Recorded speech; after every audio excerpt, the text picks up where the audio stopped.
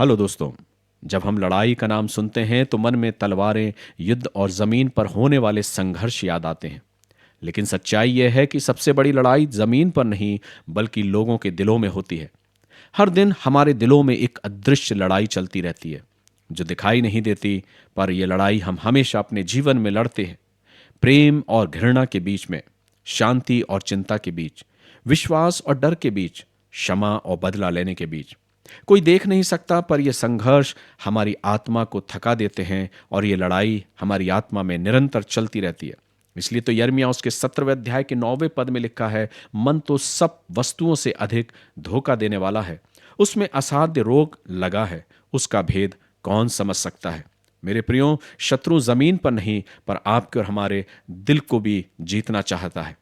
वह यह चाहता है कि आपके हृदय में भय उत्पन्न हो, संदेह उत्पन्न हो, घृणा हो, क्रोध और ईर्ष्या, ये सब वो आपके जीवन में चाहता है। और इसलिए इन बातों को वो आपके हृदय में बोना चाहता है। वो जीतना चाहता है आपके हृदय को, कि जब आप संदेह करने लगें, जब आप लोगों से घृणा करने लगें, जब आप क्रोध करने लगें और ईर्ष्या करने लगे, तब वो जीत जाता है। क्यों? क्योंकि अगर दिल हार जाए तो जीवन अपने आप हार जाता है।